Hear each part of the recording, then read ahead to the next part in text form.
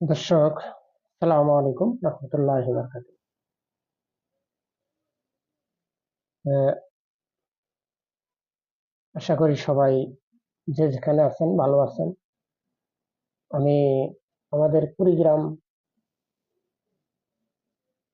এবং গাইবান্ধা রংপুর নিয়ে একটু কথা বলবো। যে আপনারা গাইবান্ধা এবং কুড়িগ্রাম এবং রংপুর যে ভাই এবং বোন যারা সংসদে আসছেন, যারা এমপি এবং মন্ত্রী হচ্ছেন, তাদের কাছে আমার একটাই অনুরোধ, সেটা হলো কি, যে আমরা এই তিস্তা নদীটা নিয়ে অনেক কষ্ট করতেছি। আমরা কষ্ট করতেছি বলতে,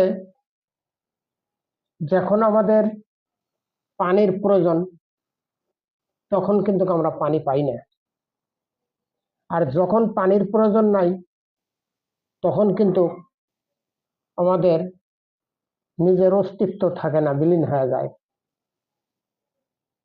এই জন্য আমি সকল কুড়িগ্রামবাসী যারা আছেন, গাইবান্ধা এবং কুড়িগ্রাম রংপুর যে এমপি আছেন, যারাই হয়তো তিস্তার পারে, আমাদের তিস্তা নদীর পারে যারাই হয়তো এমপি মন্ত্রী হচ্ছেন, তাদের কাছে আমার একটি অনুরোধ, সেটা হলো যে আমার তিস্তা নদীটা যেভাবেই হোক আপনারা খনন করে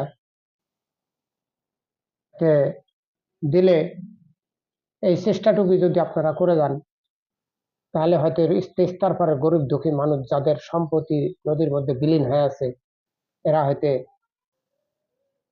দুমুঠ ভাত হয়তো বাচ্চা কাচ্চাকে দিতে পারবে, তাদের পেটে যাবে। এই জন্যে আমরা আপনাদের কাছে অনুরোধ করি যে সর্বোচ্চ চেষ্টা করবেন আমাদের এই তিস্তা নদীটা মেরামত করার জন্য।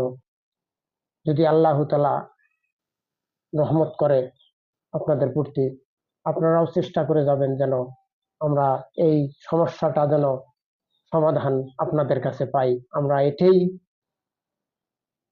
রংপুর, কুড়িগ্রাম, গাইবান্ধা ডিস্ট্রিক্টের মানুষ আমরা এটাই শুধু চাই, যে আমাদের তিস্তা নদীটা একটু খনন করে হয়তো কিছু কাজ যদি করত, তাহলে হয়তো তিস্তা পাড়ের মানুষের অবশ্যই